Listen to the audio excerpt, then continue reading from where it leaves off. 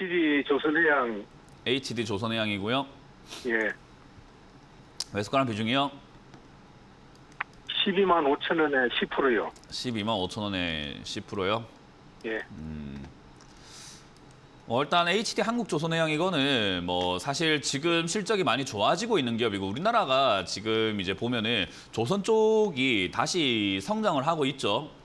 예. 한 거의 진짜 이를 성장시키는 데까지가 한 10년 걸린 것 같아요. 진짜 10년 동안 진짜 세금부터 해가지고 온갖 정부 자금들이 엄청나게 투입이 되어가지고 이제 좀 살아나는 기미가 좀 보여집니다. 그래서 정말로 이거는 굉장히 힘들었던 산업이었는데 이제는 다시 이렇게 올라가려고 폼을 잡고 있는 것 같아요.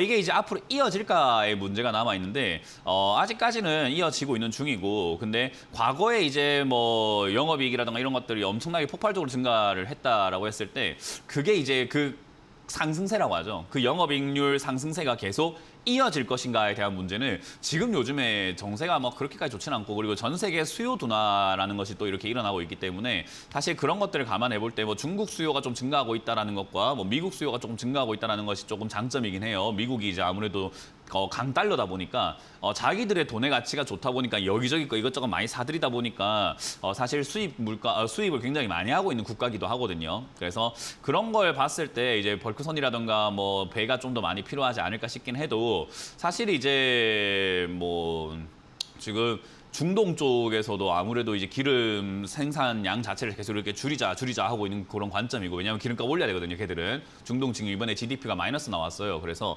그걸 기름값 올려야 되는 상황이다 보니까 자꾸 이렇게 기름 안 뽑으려고 하고 이제 그렇게 안 뽑으려고 하는 상황에서 미국은 물가 잡아야 되니까 기름 자기들 거 되게 많이 뽑아가지고 팔고 있어가지고 지금은 굉장히 혼란스러워요. 그래서 지금 이 혼란스러운 상황 속에서 앞으로 계속 쭉쭉 올라갈 겁니다라고 말하기에는 조금은 그냥 불분명하다. 그래서 이거는 차트를 보면서 그냥 흐름을 보면서 눈치껏 그냥 우리가 매매할 수밖에 없는 상황이에요. 그러니까 뭐 앞으로 전망이라든가 이런 것들이 좀 이렇게 뚜렷하면은 계속 갈 겁니다. 또는 좀 안 좋습니다. 팝시다가 되는데 지금은 약간 눈치 보면서 가는 거거든요.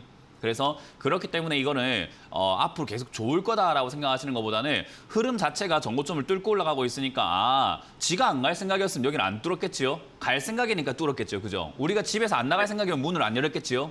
근데 내가 문을 열었다는 것은 나갈 생각이니까 문 열었겠죠. 그죠?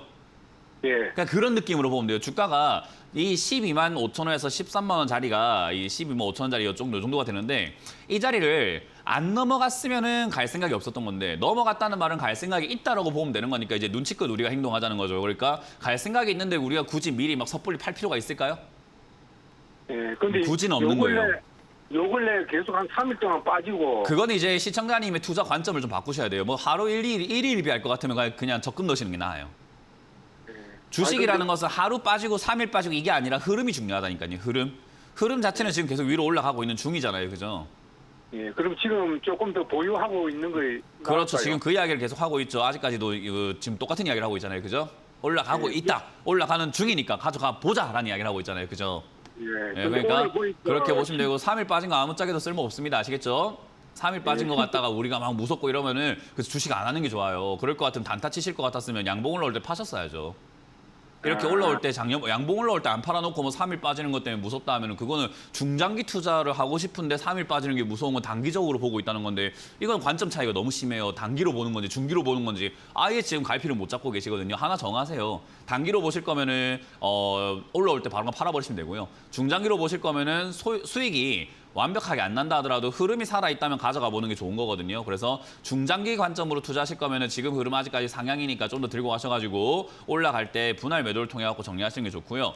만약에 이게 단기적으로 볼 것 같으면은 지금 시청자님께서 본전까지 왔을 때 수익 안 난 거에 대해서 너무 아쉬워하지 마시고 12만 8천짜리나 12만 5천짜리가 무너지게 되면 굳이 들고 갈 이유가 없습니다. 물릴 이유가 없다 이거예요. 그래서 팔았다가 나중에 다시 사는 관점으로 들어가시면 되고 만약에 양봉 하나 딱 나오면 양봉 하나 나올 때마다 비중 3%씩 줄이세요. 그냥 그렇게 하면은 돼요. 양봉 하나 나왔다? 그냥 파세요. 그냥 종가 때 그냥 팔아버리세요.